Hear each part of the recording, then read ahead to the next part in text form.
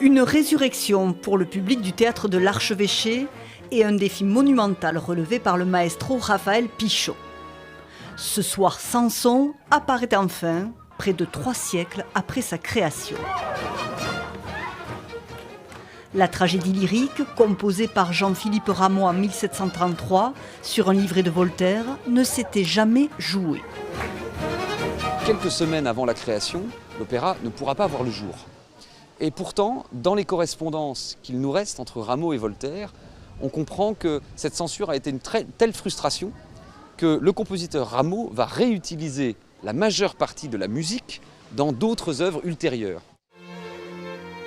Taxé à l'époque d'impiété, l'opéra a été 2 fois censuré, puis le livret de Voltaire s'est volatilisé. Un vrai travail de titan pour le chef d'orchestre, grand admirateur de Rameau, qui se penche donc sur les partitions des Indes galantes et autres œuvres composées après pour retrouver l'essence de cet opéra perdu. Ce n'est pas une reconstitution, mais à travers tout un jeu de pistes, un travail de détective et un travail d'écriture avec le metteur en scène Klaus Guth, en faire revivre les grands piliers, celle de la plus grande musique face à un grand récit, une histoire universelle. Recréer la musique, inventer aussi pour ce Samson 2024 le rôle de Timna, première femme dont le héros biblique tombe amoureux. Il a fallu nourrir le personnage, donc ça a été aussi une sorte d'épreuve puisqu'on a tous dû faire appel à notre créativité. La musique de Rameau, c'est une musique très vocale en fait. La musique dite ancienne française, le répertoire baroque français, c'est beaucoup de textes, c'est comme une pièce de théâtre avant d'être un opéra. Une pièce et une destinée qui reflètent aussi, selon le chef d'orchestre, notre histoire contemporaine.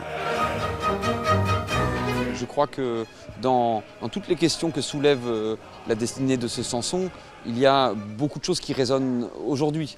Je vous parlais de foi, mais aussi du risque du fanatisme. Et tout cet itinéraire de cet homme absolument tiraillé entre le meilleur et le pire, qui fera finalement ce choix terrible de cet attentat kamikaze qui clôture cette histoire.